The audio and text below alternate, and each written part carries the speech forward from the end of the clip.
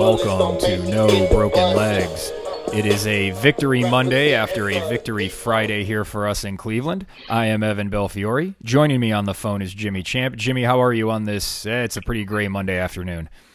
It is, but the sun is shining in Berea, right? The Browns getting back to work, got themselves a nice Thursday night win, got some rest, and we got the Steelers this week. So feeling funky like a monkey, ready to talk about some Browns.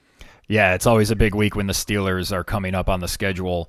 So let's just briefly talk a little bit about where the Browns are now after that win. It seems like everybody's stepped off the ledge.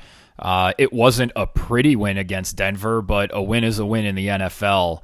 What did you see in that game, Jimmy, that you think either bodes well for the Browns moving forward or maybe shows some problems that they may have moving forward? Well, I think there's stuff on both sides of that. The injury bug just keeps happening. Donovan Peoples-Jones never played a snap in the game because he got hurt in pregame warmups. And, of course, it happens after he has two pretty nice games back-to-back. I think one of the big things, whether it's Keenum or Baker at quarterback, Jarvis Landry, it seems to be a necessary piece for this offense and Kevin Stefanski's play calling to flow properly. That just seems to be a big-time cog in what Kevin Stefanski likes to do and can do. So it was great to see Jarvis back. Odell looked engaged a little bit, dropped another ball, got hurt again. We don't know what's up with that. So I want Donovan Peoples-Jones to be healthy. I'd love to see DPJ out there with Jarvis and see what that looks like. But I think that game Thursday night, like we talked about, we don't want to harp on it a lot. We don't want to go through it like we normally would for a Victory Monday. But to me, that game was perfect for the Browns. Once again, everybody that attacks Joe Woods after losses to three of the most premier offenses in the NFL, when the Browns have not played premier offenses, the defense has been really, really good. Every NFL offense is going to probably have one or two good drives a game. That's all Denver could muster. The defense played really good. We talked about we need Clowney and Garrett to attack. They attacked. Garrett added another sack and a half, leading the league by 2 full sacks right now in sacks. Clowney played good. Anthony Walker had like 10 tackles. The secondary played well. It was a good game. And then on the offensive side of the ball, Dearness Johnson filled in perfectly. Felton got a couple carries. Beast. Kelly got a couple carries. Case made a couple plays.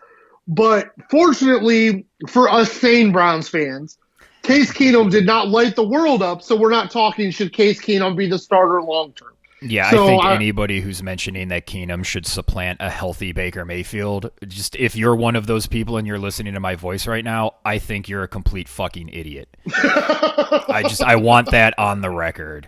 When the season started, I thought the Browns could contend for the AFC and contend for the Super Bowl. A few weeks ago, when the injury bugs really started piling up and we knew Baker had a problem with his non-throwing shoulder, I had downgraded them to just a playoff team. If Case Keenum ends up making, 10 games left? If he makes 7 starts of those 10, I'm not sure the Browns can make the playoffs. Well, really? I'm looking at Cincinnati. Those were 2 games that we just penciled in as wins. I don't think the Browns can score enough with their defense to keep up with Cincinnati with Keenum as their quarterback. Well, I don't know how they beat the Ravens with Keenum as their quarterback. They also have the Packers and Vegas on their schedule, and I'm not high on Vegas, but I like Vegas's potential better than a Browns team with Keenum. That's like 7 of those 10 games right off the bat. So they're going to have to find a way to win those games without Keenum or with Keenum if Baker is as hurt as we expect him to be. Even if Baker comes back, he might get knocked out of a game with 1 hit. I don't disagree with you all the way, but the Bengals gave up 24 points to Andy Dalton and Justin Fields, so I'm pretty sure the Browns can score on the Cincinnati Bengals defense. Kudos to the Bengals. You can only win who's on your schedule. But so far in the AFC, it's like every time a premier team plays a premier team and they win, so far this year they've laid an egg the next week. The Bengals got to be the reciprocator of that with the Ravens. They got a fluke win against Minnesota. You did have a great win against the Ravens. You squeaked out a win against the Jaguars, and you beat the Dolphins. Like, yeah, but half the league's terrible, Jimmy. I mean, look at the scores. Just look at the games that we see. There's a good third of the league that they're just not good. I don't disagree with you, but if the Browns aren't allowed to get points for beating teams they're supposed to beat, I'm damn sure not giving the Bengals points for beating the worst teams in the league. But I'm not really. I'm just looking at. I'm not looking so much at the record with Cincinnati and Cleveland. I'm just looking at what I see on the field. I don't know how the Cleveland Browns are going to slow down Cincinnati enough for Case Keenum to score enough points to beat them. And I have that concern with a lot of the games on the schedule moving forward. I mean, I'm looking at this game on Sunday against the Steelers. How many points are they going to have to score to win this game? Because what's the one thing Pittsburgh does to score points? They throw the ball down the field. They don't connect very often, but if the Browns are going to let guys run free, it's not going to matter much, is it? Well, but see, I think that's like where the thing is with our defense, right? Do you consider the Steelers closer to the Chiefs, Cardinals, and Chargers offenses? No. Or so they're more right. So they're more on I think they're more like they're probably closer to like Minnesota. Right. And I don't think they're as good as Minnesota's offense, and I saw what a healthy Browns defense did to Minnesota's offense. And but again, I think what we are in for if Keenum's going to be the starter moving forward is what we saw on Thursday night. It's going to be a lot of games under 20. And just from what I've seen with the Browns defense, I don't trust them to hold opponents under 20 on a regular basis, especially when they play a good offense. Yeah, but every offense they've played that isn't premier, they've held under 20 points. Yeah, I understand that, but they have some good offenses coming up on the schedule. Like I said, they play Cincinnati twice. They play Baltimore twice. They play the Packers. They play Vegas. Those teams have good offenses.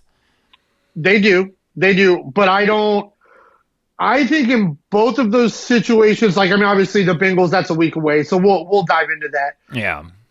I think one thing about this score with Thursday night, the Browns would have won that game by 10 points if Dearness Johnson wasn't such a professional football player, because he could have ran that ball in the end zone on the play he broke, and he did the professional classy thing, and he gave himself up that's what you're so they could just run out the clock. What I really liked in that game was that the Browns were winning. They got the ball in the fourth quarter, and they did what they said they want to do. They just ran the ball and ran the clock out. They haven't been able to do that in they got blown out by Arizona, but they couldn't do that against Kansas City or LA when they had leads in the fourth quarter. So I'm glad to see that happen because that's the plan.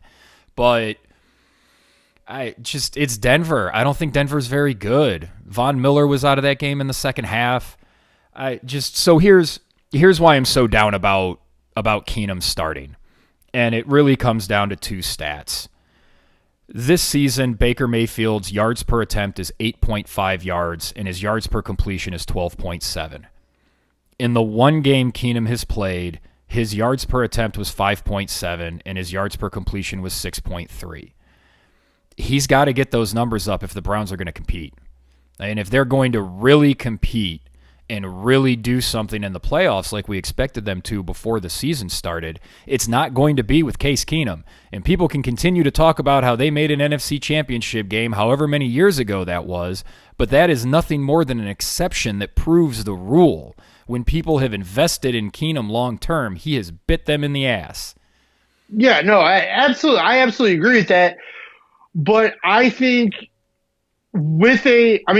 part of the issue, I do believe part of the issue on Thursday night was Odell's health, Jarvis's health, and Donovan Peoples-Jones not playing in the game because there wasn't really anybody to throw the ball downfield to.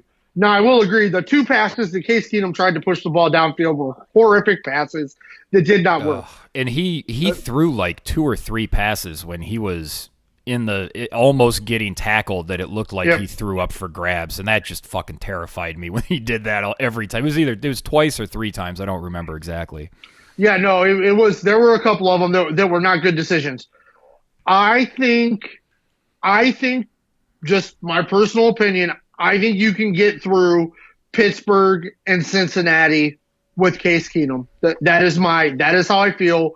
Everything I've read, you're way more confident about that than I am, and that's fine, right? I mean, that's okay. Like the Bengals, their offense has been great. Their offense has been great against bad defenses. The Ravens were very undisciplined yesterday. I think the Browns secondary is better than the Ravens secondary when healthy. I don't know if you. I don't. How can we say that when we've seen so many breakdowns in coverage and we've seen good offenses just trounce this defense? But I think you are undervaluing how good the three offenses are that trounce the defense. That's my opinion. Like I think those are. At the time, the Chiefs' offense was the highest ranked offense in the league this weekend, but the Chiefs' offense has been rolling up until this week. Exactly, and those other two offenses are two of the best passing attacks in the NFL. When the defense hasn't played passing attacks like that, they've been okay to good to great. I mean, okay, so Pittsburgh doesn't have that, but have you seen Jamar Chase?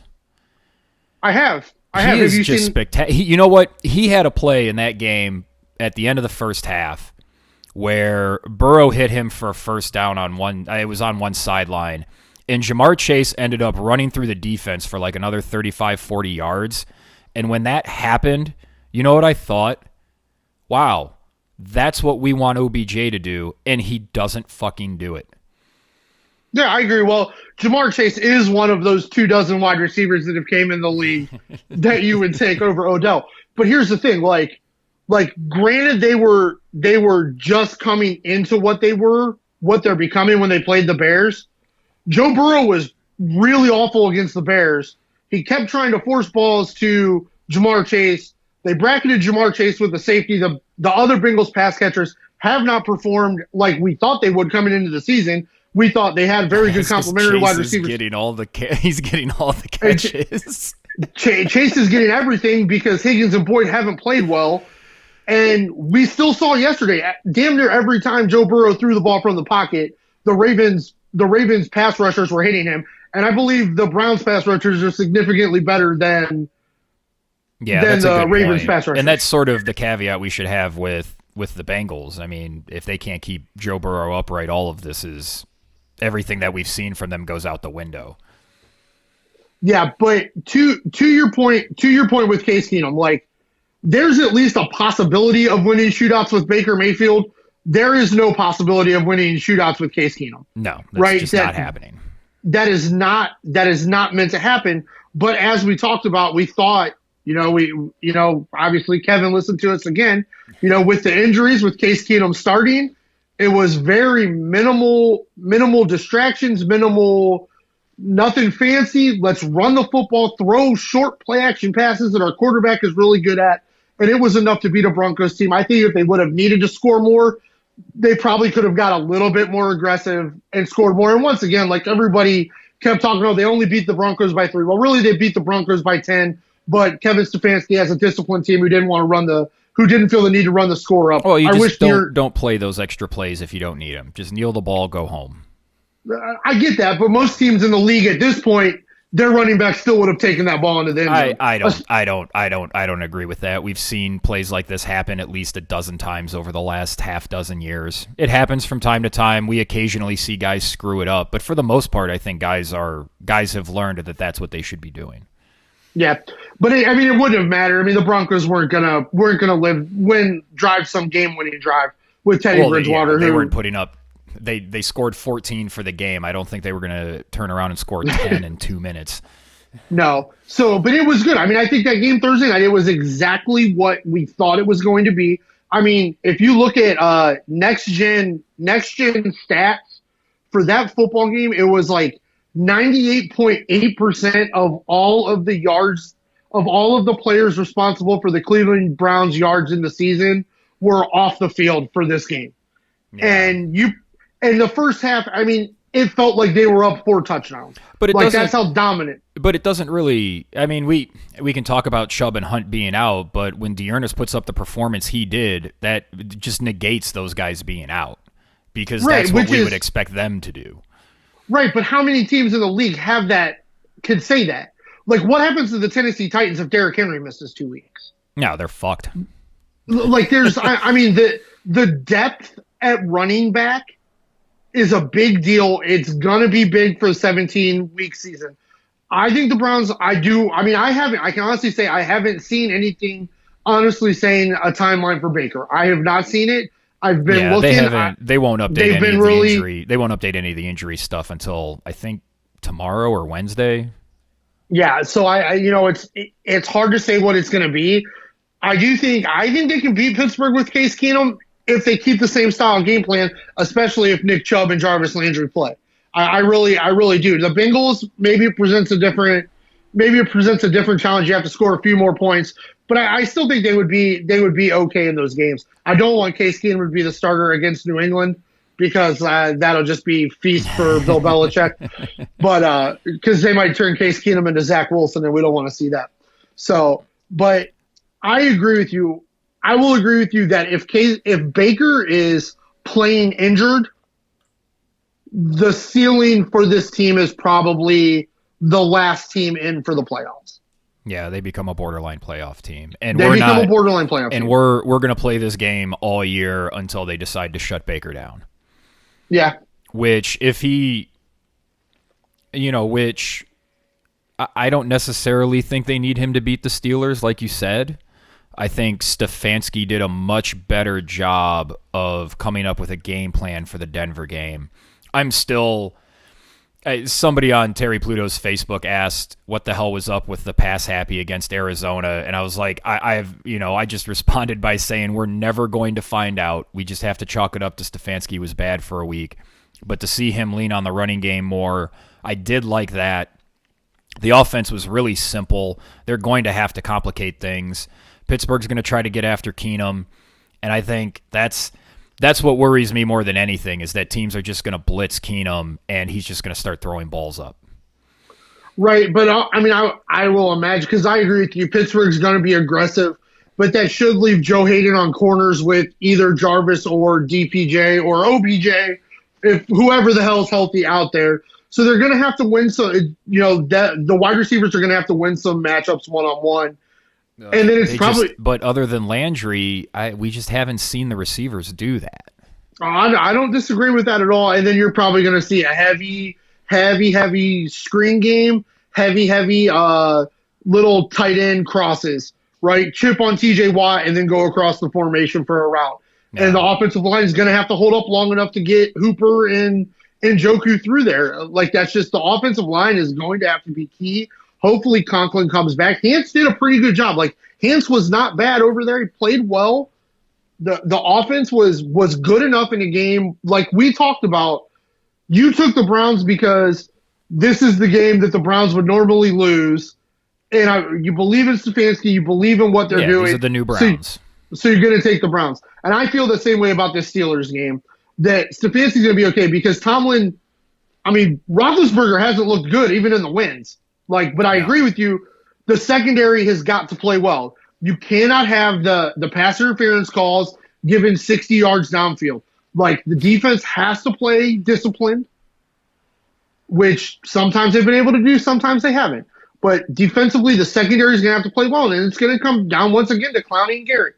You got to get after Roethlisberger and do exactly what you did to Denver, exactly what you did to Chicago, for the most part, what you did to Minnesota.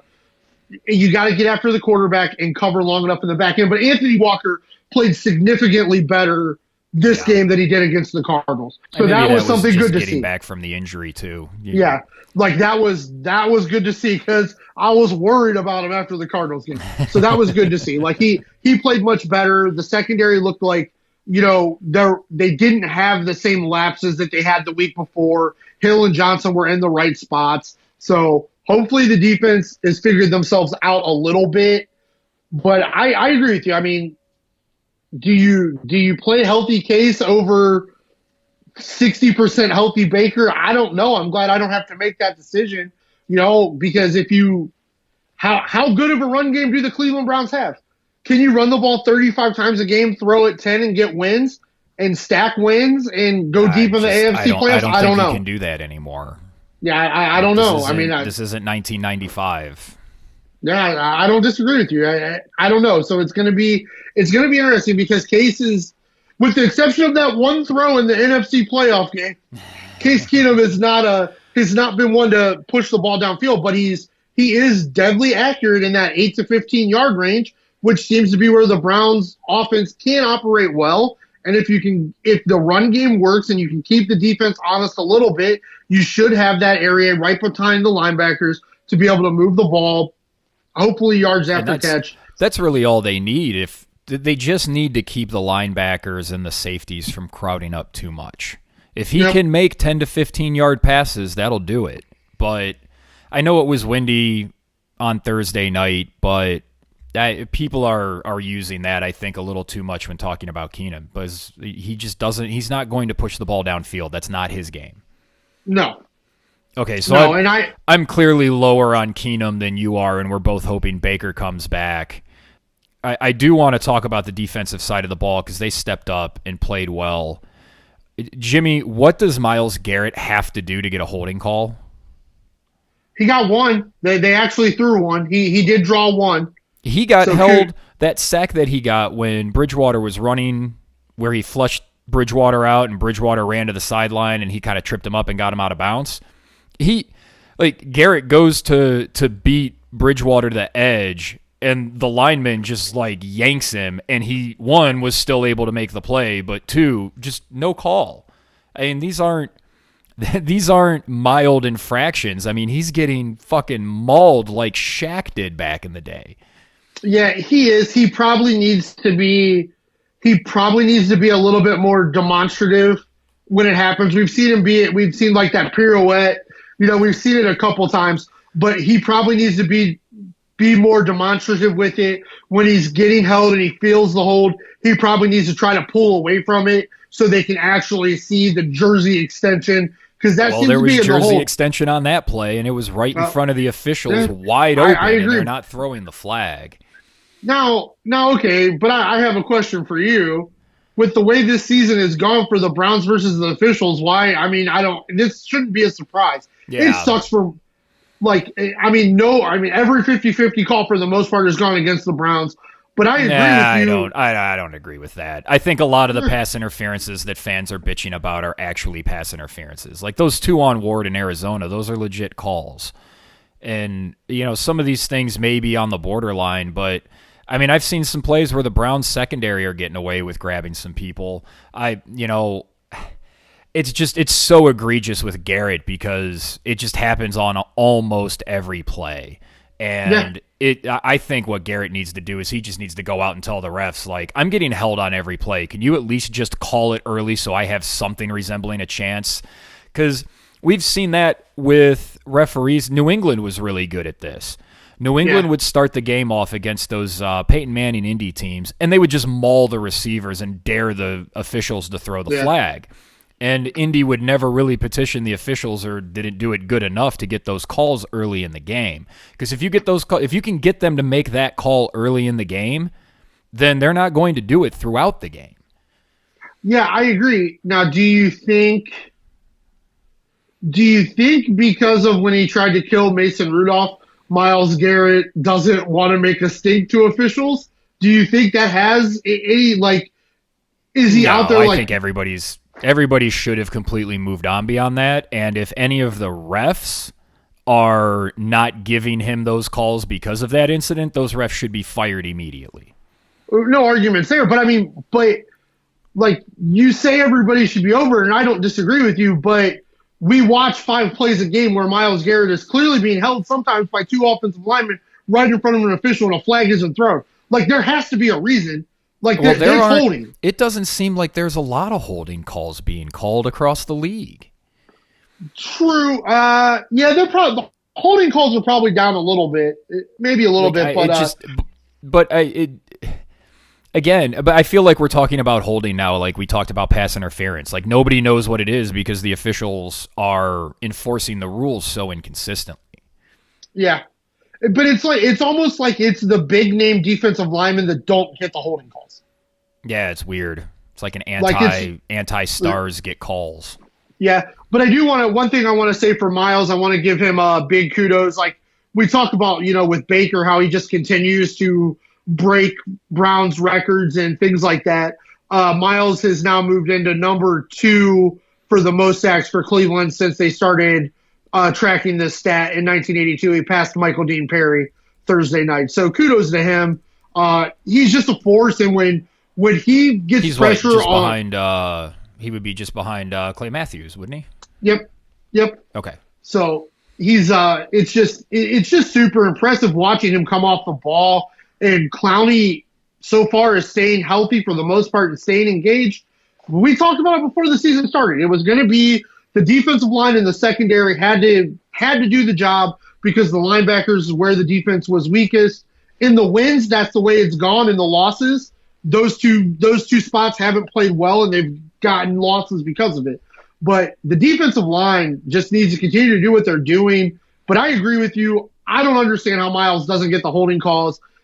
You know, even if you're watching those plays as a Pittsburgh Steelers fan, when the Browns aren't playing the Steelers, there's no way you could look at those and go, man, that's not holding. Like, it's holding. Like, he is being dragged to the ground. His jersey, it's 2 hands on the jersey, not under the pads. Like, it's holding, and they just won't call it. And he's still leading the league in sacks, which is so freaking impressive. Yeah, 9.5 in 7 games is pretty impressive.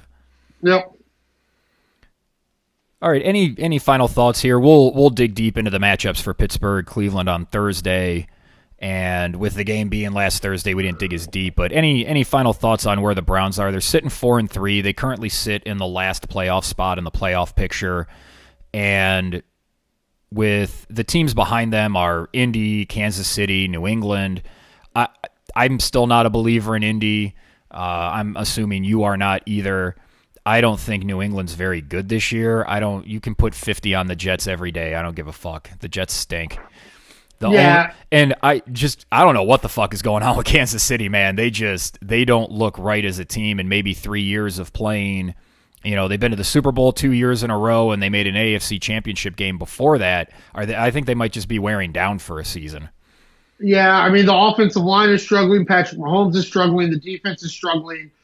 They don't seem to want to take what the defense is giving them. Like, every defensive look is the same against them, off coverage, too high safety, and Patrick Mahomes still wants to throw 40-yard bombs. You know, like we talked about, like that pass, the big touchdown to Tyreek Hill against the Browns, if he would have threw it where he was trying to throw it, it would have been intercepted. He just happened to underthrow it, and Hill was able to make a play. So since week 1 of the season, he's not been taking what the defense is giving him, and it's finally biting him in the ass, and the defense is just underperforming. The offensive line is underperforming. I don't know. Like the AFC West games, we need them to beat each other up. Yes. And the Browns are going to have to stack wins in the division. That's what it's going to come down to. But like I said, I don't want Case Keenum to play the next 10 weeks. If Baker is 75 or 80% healthy, they're going to have to protect him. Max protection. The wide receivers are going to have to figure out a way to win. And the Browns are going to have some work to do to make the playoffs. It's definitely not as easy as we thought it was going to be for them. Why does that surprise us? Why are we surprised by that? We should have fucking knew better. But this injury bug is it's causing problems. But Kevin Stefanski is working around it. Joe Woods is working around it. And like I said, I feel like the Bengals are a better offense than most of the offenses they've beat. But I don't think the Bengals offense is as good as the teams that have beat them. I don't believe they're at that level. I believe you can scheme away Jamar Chase and make the other guys beat you while at the same time getting pressure on Joe Burrow. That's what they're going to have to do with the Bengals. The Ravens, I don't know. I mean, after the way they played against the Chargers, to them play like that, the AFC is weird. Like in the NFC, week to week, every week, you know who like the 5 really good teams are in the NFC. In the AFC, I have no idea. It's everybody's so so inconsistent, and generally everything's been very inconsistent. We see teams play really well one week, play really bad the next week, and that was something I texted you about. Not because we had those 3 college lines last week.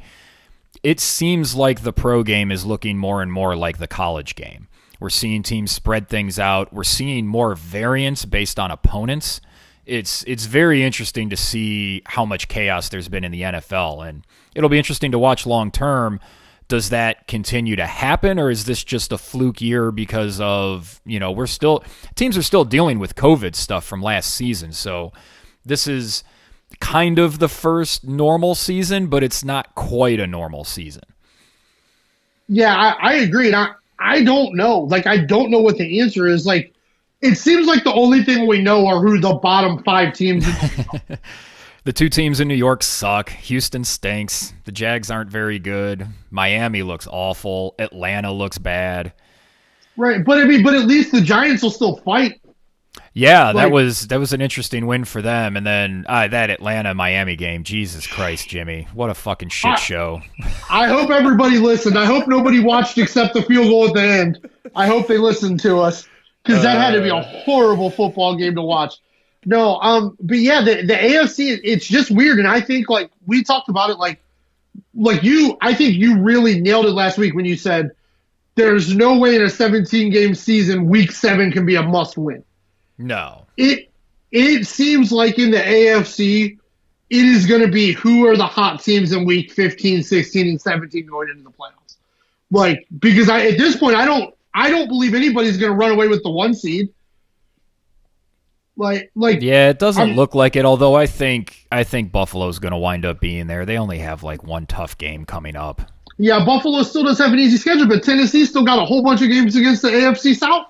Like, I mean, the Bengals' schedule is not hard. Do you expect Tennessee to continue playing like they are now? I don't think they don't have to play like they're playing now to go 6-0 in their division, though. No, that's a good point. So, I mean, they don't have too many more marquee games, but like I'm not a Ryan Tannehill. We know, if you listen to us, you know how we feel about Tannehill. So, but the Chiefs, I don't know. Like, I want to say the Chiefs are going to bounce back, but I don't know. I don't know. Well, we saw this happen to I forget where they were at the time, the Kurt Warner Rams. Yeah. Remember, they just dominated the league for 3 or 4 years in a row, and then all of a sudden they went 6-10 that season.